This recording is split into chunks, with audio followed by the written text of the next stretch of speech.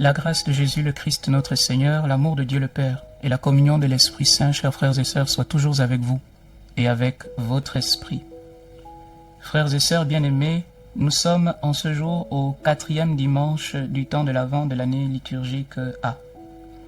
Vous l'avez compris, nous sommes à quelques jours de la solennité de la nativité de notre Seigneur Jésus-Christ. L'évangile que nous méditons aujourd'hui, qui est un extrait de l'évangile selon saint Matthieu au 1er chapitre, il est question de l'annonciation à saint Joseph. Il est dit que saint Joseph était un homme juste, précisément parce qu'il était soumis à la loi comme tout homme israélite pieux.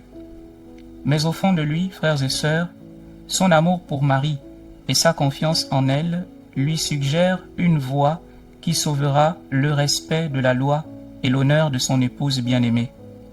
Il décide donc de lui donner l'acte de répudiation en secret, comme nous le voyons, sans tapage, sans la soumettre à une humiliation publique. De nos jours, frères et sœurs, peut-être que la Vierge Marie serait sur les réseaux sociaux avec cet événement.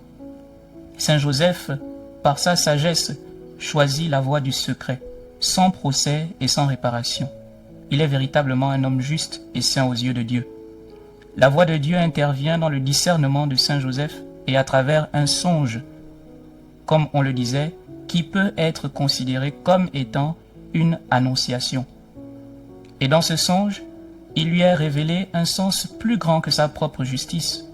Et combien est-il important pour chacun de nous, bien-aimés, de cultiver une vie juste et en même temps de sentir que nous avons toujours besoin de l'aide de Dieu, du secours de son Esprit Saint.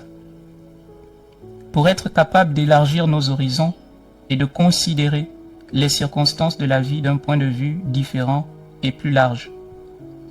Oui, frères et sœurs, le risque qu'assume saint Joseph nous donne cette leçon. Nous devons prendre la vie comme elle vient de Dieu. Il y a ce qu'on veut et ce que Dieu permet. Je vais le répéter. Il y a ce que nous voulons comme humains et ce que Dieu permet dans nos vies. Ce temps de l'Avent, bien-aimé, que nous avons débuté depuis quelques semaines déjà, nous est offert pour suivre les pas de Joseph et de Marie en développant une oreille attentive aux signes de la présence de Dieu dans le monde, mais surtout dans nos cœurs. Parce que Dieu ne veut pas d'abord habiter dans des crèches, dans nos maisons, mais surtout dans nos cœurs.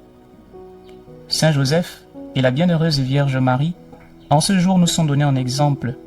Ils n'ont pas manqué de confiance en Dieu malgré leurs multiples questionnements.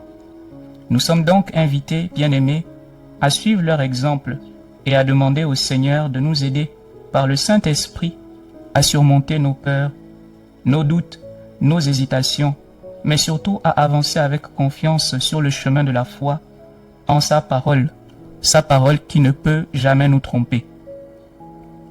Oui, c'est par cette foi totale de Marie et de Joseph que le dessein de Dieu a pris chair et que le monde a connu en la personne de Jésus son amour et sa miséricorde pour ceux et celles qui marchaient dans les ténèbres et qui ont vu se lever cette lumière qui vient de Dieu. Dans l'extrait de la première lecture, dans Isaïe au chapitre 7, Isaïe annonce au roi Akaz un fils qui sera appelé Emmanuel, c'est-à-dire Dieu avec nous. Nous réalisons donc que 7 siècles avant la venue de Jésus, Isaïe avait déjà prédit son incarnation. Il dit « Voici que la Vierge concevra et elle enfantera un fils ». Isaïe 7, verset 14. Ce fils, promis au roi Akaz, est devenu pour nous le signe du Fils de Dieu qui s'est fait homme, né de la jeune fille vierge, Marie, qui devient ainsi la mère de Dieu. Frères et sœurs, nous devons toujours avoir l'assurance de la présence de Dieu à nos côtés. Jésus est l'Emmanuel, Dieu au milieu de nous. Voici la bonne nouvelle de ce jour. Et pour mettre nos pas dans ceux de Jésus, nous avons des modèles de foi qui nous sont proposés en ce jour en la personne de la Vierge Marie et de Saint Joseph, par leur obéissance et leur foi en la parole de Dieu. Prions le Seigneur. Que ta grâce, Seigneur notre Père, se répande dans nos cœurs.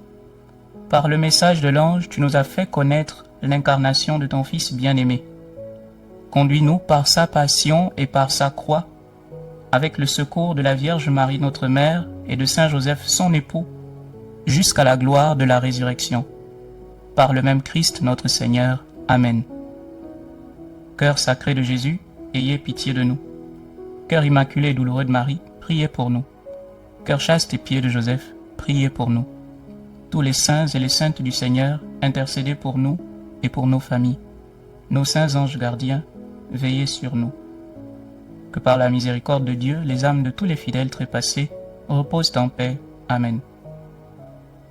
Le Seigneur soit avec vous et avec votre esprit. Que Dieu Tout-Puissant vous bénisse et vous garde, frères et sœurs, le Père et le Fils et le Saint-Esprit. Amen. Bénissons le Seigneur, nous rendons grâce à Dieu. N'oublie pas, bien-aimé, de marquer dans les commentaires, s'il te plaît, le pays depuis lequel tu nous suis.